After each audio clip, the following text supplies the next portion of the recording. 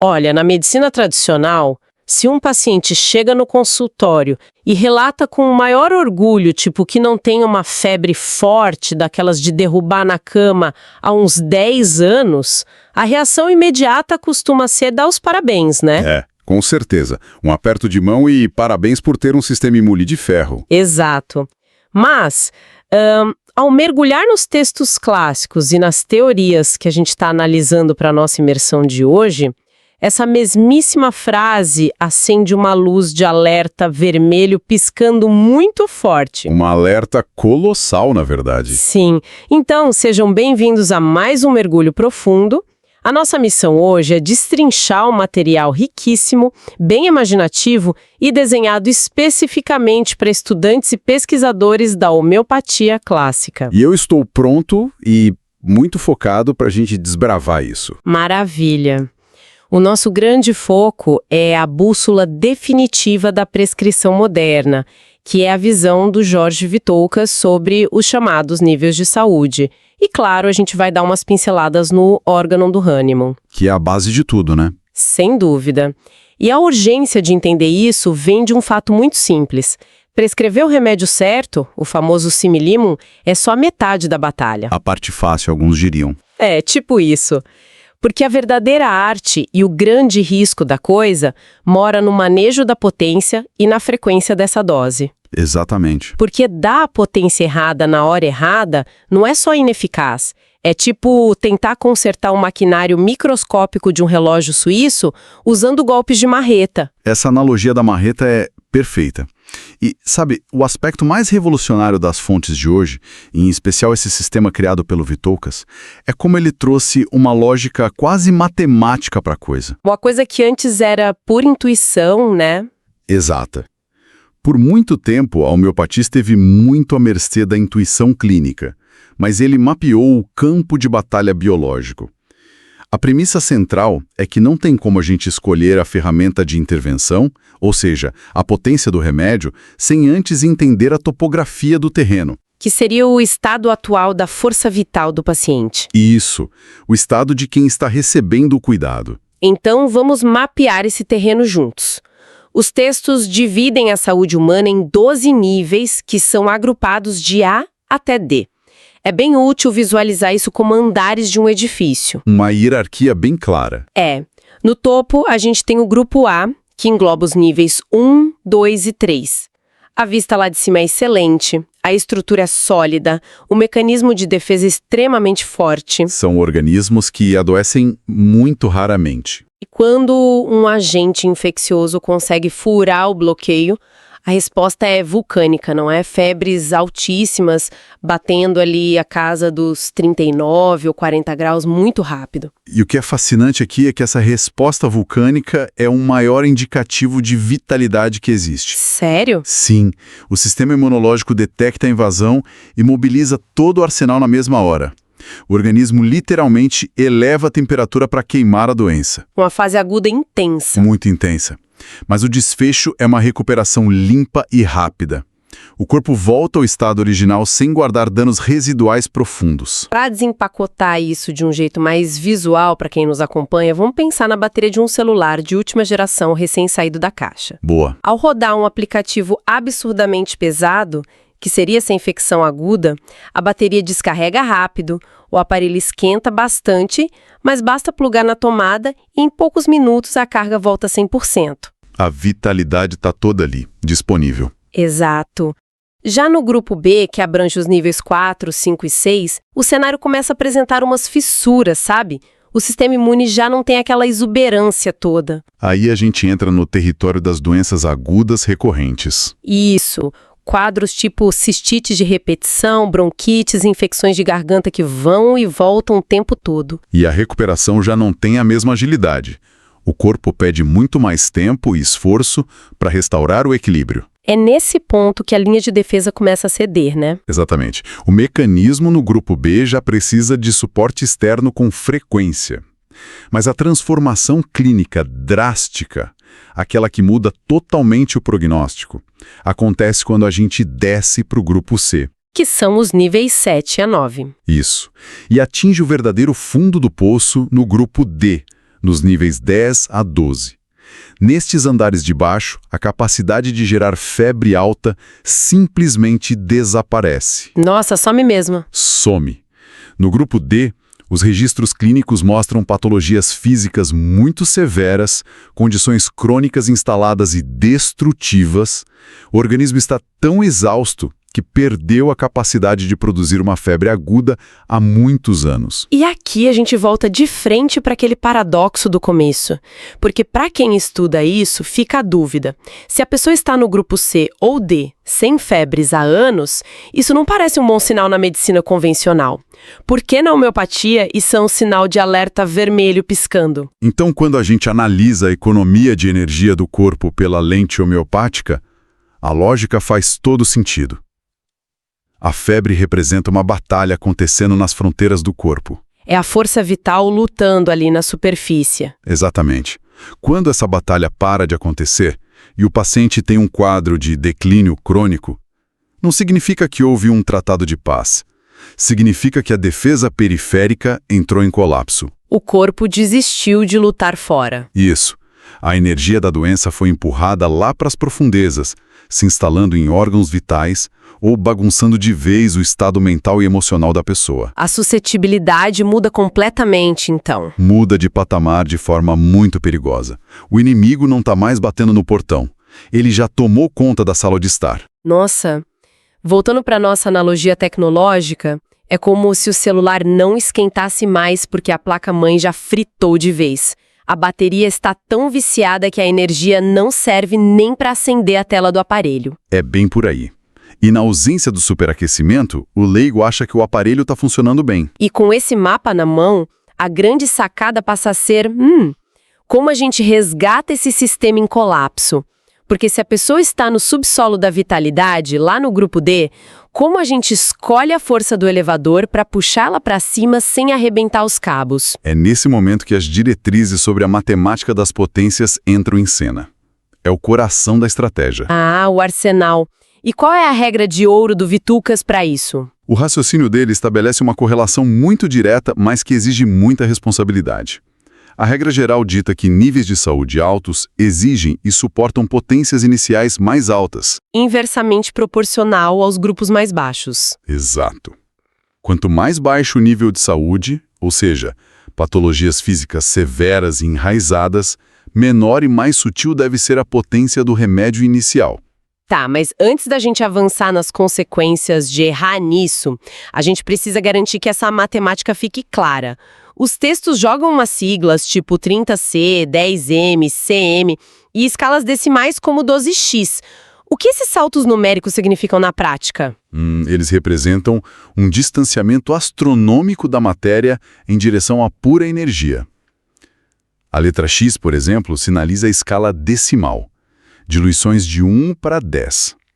A escala C refere-se às centesimais, diluições de 1 para 100.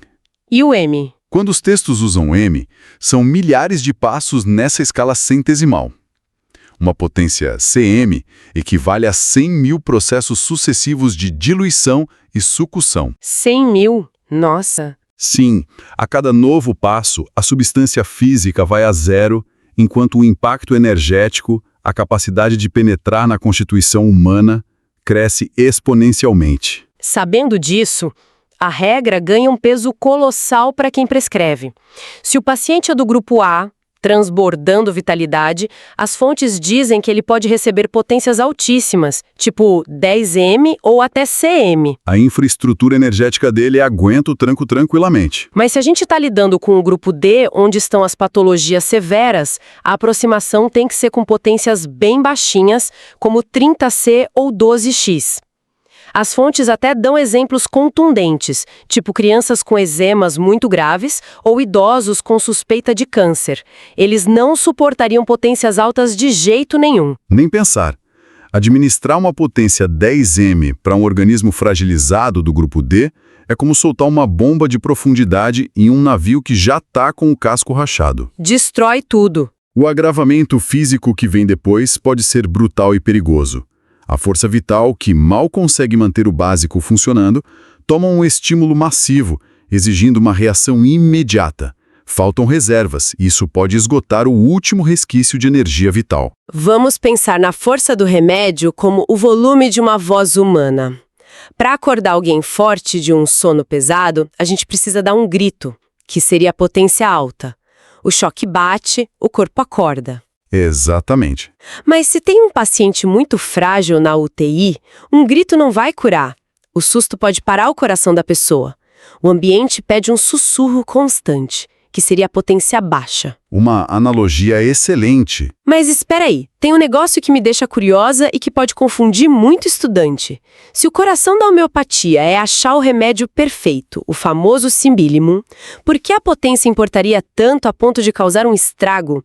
O remédio certo não cura em qualquer potência? Olha, essa é a armadilha teórica onde os estudantes mais tropeçam. A lei dos semelhantes aponta a direção. E sim, se for o Similimum, ele vai ter ação curativa. O problema é que a sintonia fina da potência é o que garante a suavidade dessa cura. Entendi, não basta só curar, tem que ser suportável. Exato. O mecanismo de defesa no limite não aguenta ser arrastado violentamente para a saúde. O remédio errado é inócuo, mas o remédio certo, em uma potência exageradamente alta para aquele nível de saúde, vai tentar forçar uma crise de cura que o corpo não tem como bancar. A intenção da chave é abrir a porta, mas se a força for muita, você arromba a porta e quebra a dobradiça junto. Quebra tudo. É exatamente isso. Então, calibrar essa potência baixa é como dominar a arte de sussurrar para o corpo doente. Só que o obstáculo lógico que vem logo em seguida é: um sussurro se perde rápido no vento, né? O efeito de uma potência baixa é bem curto. Muito curto. E é aí que entra o ritmo da batalha, as frequências e a dança das doses. Que é onde a literatura diz que saber a hora de parar exige até mais frieza do que escolher o remédio, não é? Com certeza. A gestão do tempo muda tudo. Nos níveis altos, lá no grupo A, uma única dose seca, em alta potência, resolve. O organismo capta a instrução e gera uma reação curativa que reverbera por meses. Sozinha. Mas nos níveis mais baixos, como o grupo D, a memória energética do corpo falha. Tem que repetir o sussurro. Uma potência 12x ou 12c pode precisar ser dada de 1 a 4 vezes por dia. E quando o efeito para, a instrução é subir a potência de degrau em degrau, tipo ir para 13c, 14c? Sutilmente, sim. Como empurrar um balanço num parque. No grupo A, a gente dá um empurrão bem forte e a pessoa balança por um tempão. No grupo D, o balanço é muito pesado, de ferro, corrente enferrujada. Um empurrão forte quebra o brinquedo, tem que ficar ali atrás, dando tapinhas contínuos. Tapinhas rítmicos. E tem uma instrução fascinante dos textos, direto do órgão do Hahnemann. Ah, os parágrafos 247 e 248, não é? Esses mesmos. Tem um alerta severo para nunca se dar exatamente a mesma dose seca seguidamente. E como o corpo sequer percebe a diferença se o remédio é o mesmo. É a física da coisa. Hahnemann notou que o princípio vital cria resistência imediata a um estímulo energético idêntico. O corpo bloqueia. Então a técnica é a preparação líquida e a sucção. Bater o frasco de 8 a 10 vezes antes de tomar. Isso. O impacto mecânico da sucção reconfigura a energia da solução, modifica a frequência de leve e a força vital recebe aquilo como uma informação nova. A guarda continua baixa e a cura avança sem o paciente agravar à toa. É uma precisão de relojoaria. E tem a regra de ouro, né, que se o paciente se sente melhor de forma geral, pare de interferir. A primeira melhora é o sinal vermelho para o médico parar de dar o remédio. Mas, na vida real as coisas não são tão zen assim. As fontes abrem um espaço grande para criticar a mentalidade imediatista, especialmente nos Estados Unidos, onde os pacientes querem conserto em 24 horas e até ameaçam processar o profissional. Diante desse pânico por mais remédio, o que o homeopata faz? Tem que ter nervos de aço. O medo do paciente ou até a ansiedade do médico iniciante são os maiores causadores de desastres em homeopatia. Ceder à pressão é o erro. Sim. Repetir a dose durante uma reação curativa ou trocar o remédio só para calar a queixa imediata bagunça tudo. A cura exige paciência, respeito ao tempo da força vital. E falando em pânico, nada gera mais pânico do que piorar antes de melhorar. O temido agravamento homeopático. E os perigos das supressões. Desmistificar a piora inicial é vital. Na homeopatia clássica, uma piora temporária logo após a dose não é um erro de cálculo. É a certificação de que a energia certa foi tocada. Significa que a força vital pegou aquele empurrão extra e está usando para tentar expulsar a doença.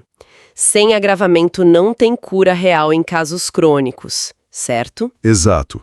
E o contraste disso com a medicina que suprime sintomas é assustador. Os exemplos das fontes são pesados. Tem o relato do paciente que usou pomada para calar uma erupção no joelho e depois desenvolveu uma esclerose múltipla severa. Ou a inflamação na gengiva que, quando sumiu, virou uma depressão profunda. É o que a gente falou sobre empurrar a doença para dentro. Usando a imagem de um invasor na casa, a pomada supressiva não expulsa o bandido. Ela tira ele do jardim e tranca ele dentro da sala de estar, colado no sistema nervoso. E o sistema de segurança da casa, desorientado, começa a tirar para todo lado. É o que a gente vê hoje com as doenças autoimunes. As fontes sugerem que tem ligação com isso. Totalmente. O Wittelshauskas aponta que esse acúmulo de supressões químicas ao longo de gerações deixa o sistema imune completamente louco, atacando a si mesmo. É por isso que os casos modernos são tão mais difíceis de tratar do que na época do Hahnemann. E o remédio homeopático tenta trancar a porta de dentro para fora. Mas tem os antídotos também, tipo o café. Como isso atrapalha? O remédio é uma energia neutra. Ele só desbloqueia o paciente. Mas os estimulantes fortes funcionam como um pêndulo. O café joga energia lá em cima de forma artificial. Isso, uns 30 graus acima. E depois causa uma queda proporcional de 30 graus. Essa gangorra confunde a força vital e atrapalha o trabalho sutil do remédio. Nossa, e isso leva àquele conceito dos miasmas, né? Que é basicamente o acúmulo de todas essas predisposições e supressões passadas de geração em geração, o pântano energético. O terreno biológico humano hoje é infinitamente mais suprimido. É de tirar o fôlego quando as peças se encaixam. O mapa dos níveis de saúde não é só um guia, é um tratado sobre a sobrevivência da espécie. Exige saber ler a energia, dominar a física das suscussões e ter coragem para suportar o agravamento sem suprimir o sintoma. E para fechar com uma reflexão provocativa, as fontes destroem aquele mito romântico do remédio constitucional único. Ah, a ideia de que existe uma pílula mágica para a vida toda. Exato. Isso só funciona para 3 a 5% da população. As pessoas muito saudáveis dos níveis 1 e 2. O que deixa a esmagadora maioria da humanidade de fora. Para os outros 95%, a cura é descascar uma cebola. Exige uma sequência de remédios diferentes e um cuidado meticuloso para ler a linguagem secreta da energia. É uma jornada, não uma pílula mágica. Com certeza. O maquinário biológico não aceita reparos brutos. Consertar esse relógio exige ouvidos treinados para o sussurro. Para os estudantes que constroem a trajetória na homeopatia clássica, a revisão desses fundamentos é o maior patrimônio. Desejamos a todos que nos acompanharam uma excelente jornada de estudos e prática. Até a próxima!